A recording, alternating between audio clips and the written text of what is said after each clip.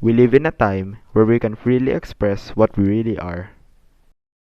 Through clothing, foods, character, habits, values, and many more things, we can show to others what we are. However, many people are still silenced, re-educated, persecuted, and jailed for having freedom to express.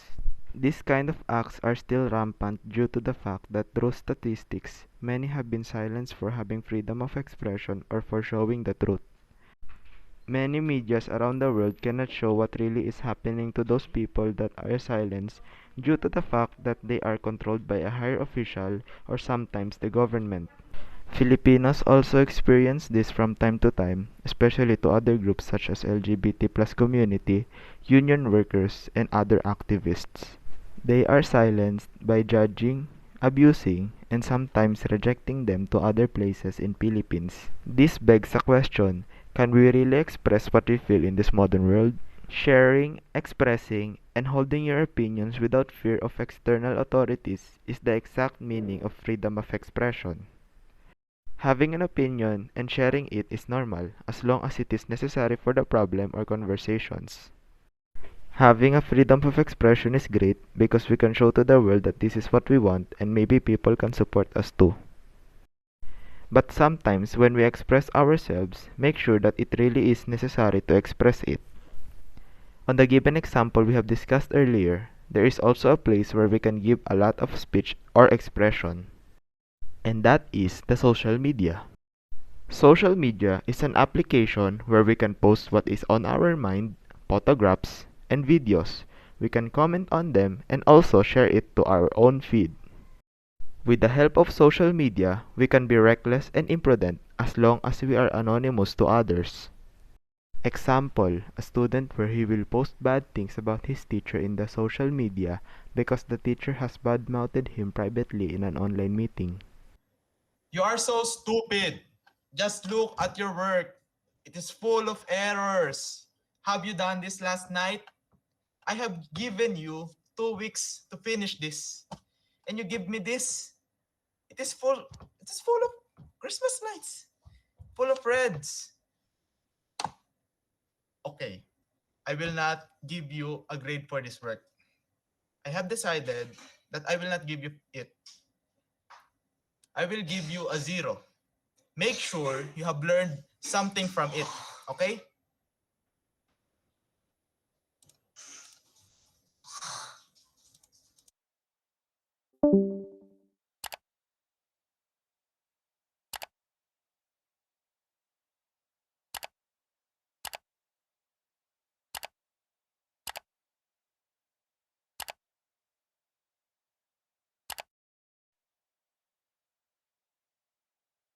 It is a bad thing to do, but the netizen is not responsible for his doings as he is anonymous to his social media account.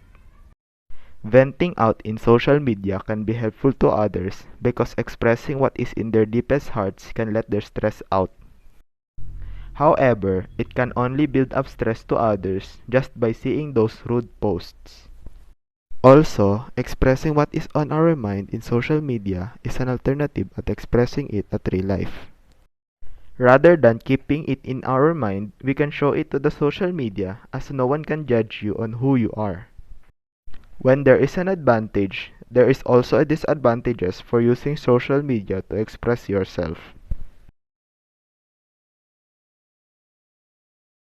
Many people around the world are using social media and some of them have changed their character just by using this platform.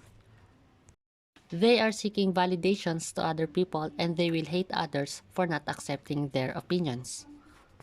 They need to realize that not all people have the same values and it is normal to get opposed by others. Getting bullied by an anonymous person is also a hassle if a person were to use social media. A person can attract that anonymous person and it takes a long time to pursue them. They are also prevalent for saying hate speeches to others as they think that they can get away with it. Having toxic contents in your social media is also a disadvantage for having a freedom of expression in this platform. It always includes hate speech towards other people which can affect their lives. They think that letting out their anger towards a group of people in social media is a good thing, but it is the other way around. It just produces toxicity. It is so harsh that it can ruin your whole day by seeing those contents. The only thing they can do is report it to the moderator of the social media and wait for their actions. Also, having a slow moderator team is still a problem for social media, that it takes a lot of time before it can be solved. With freedom of speech existing to social media, fake news is also common in the platform. Many anonymous people are good at faking information because they know what netizens are captivated at. It only needs a photo with appealing font, a bootleg or edited reliable news source, and an information that is believable, but is actually false. Thankfully, fact checkers are widespread all around the social media platforms to fight fake news. Obscenity is also one of an occurring problems in social media. Many teenagers have learned lascivious words with the use of social media, and they try to make it a norm.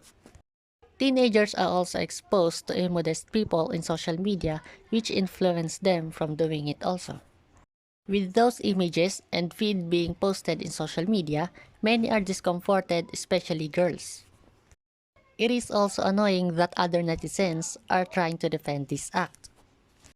They do not know that a lot of youths are influenced to do this, and some of them may think it is cool to be obscene.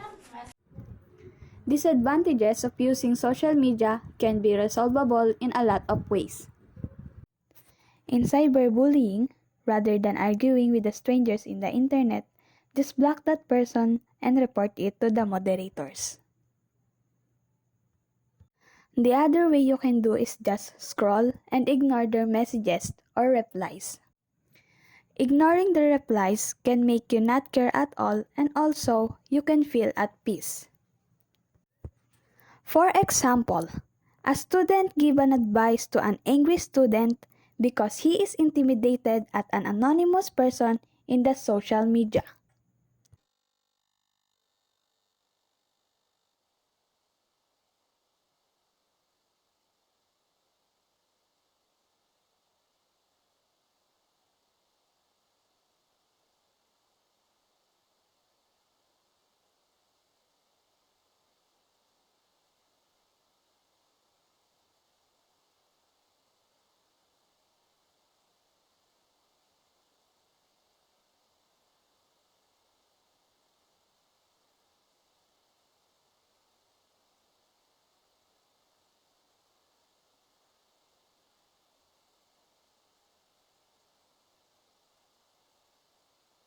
Why are you so angry? Well, this guy has a low IQ. Look, sharing out contents against our government. Calm down. It's just a bunch of texts. You should not read those mean things about you. But I have already read it, and I'm so furious at his text.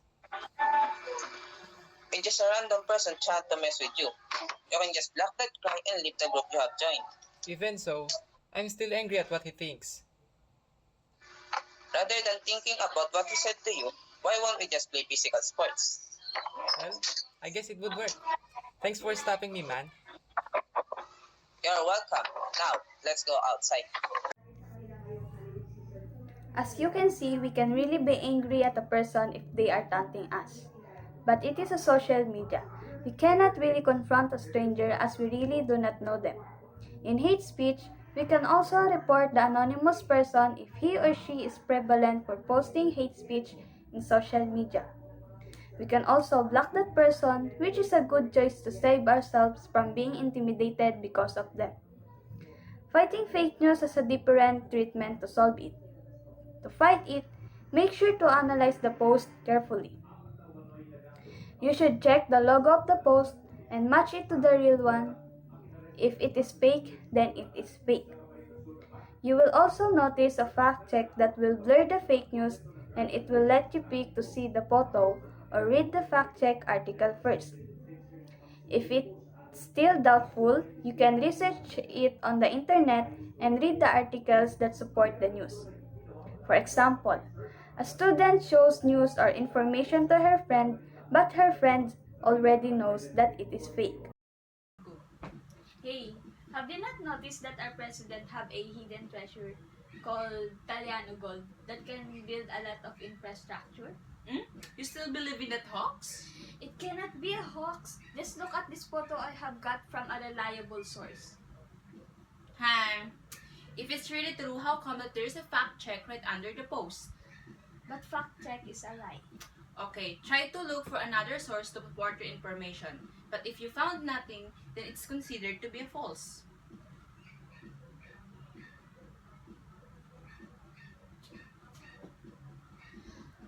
It looks like there is no evidences about this information.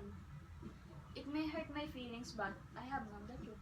Look what I have told you. You should check it before you conclude it to be true. Thank you.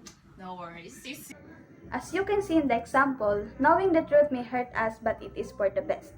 We should strive for the truth so that we cannot live on false promises given by a person. Solving obscenity in social media is a hard one. Many will criticize you for standing up against it, but they must learn that our bodies are not an object. We can advise people that are always looking for it by telling them that it is bad. By advising them, we can change their minds and let their conscience do the work. If we usually see it on our feed, we can just block and report it to the moderators. Sometimes this kind of problem is usually thrown away because it is slightly offensive for some and no one really is getting hurt by it. Solving this problem is totally impossible as many people are favoring it just by giving it a like and share. You can save yourself, families, and close friends from promoting and seeing this kind of obscene act as it can ruin a life.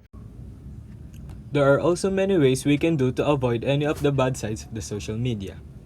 First, we can change our social media application to an even friendlier one where we can pretty much do anything to express ourselves, but not in a negative way. Second, we can also avoid reading a comment section as they can ruin someone's day.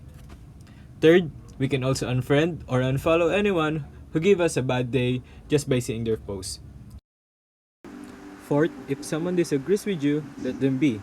You will just waste a lot of time explaining why you are right and they will just shrug it off by not reading those essays you have commented on.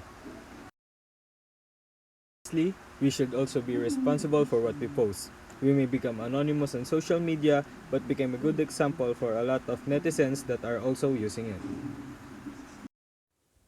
Expressing ourselves may have a lot of advantages and disadvantages, but that is the beauty of it. We can either ignore them, support them, or disagree with them as we all have freedom. Understanding freedom of expression means becoming open-minded to other people.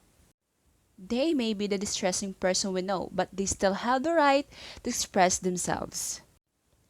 We must not force someone to be silent as long as they are giving a point to an argument. Let them be what they want to be, as becoming free is being responsible to their actions. Freedom of expression in social media may be weird and sometimes irritating, but it is a free place where we can much do anything to tell them what we are.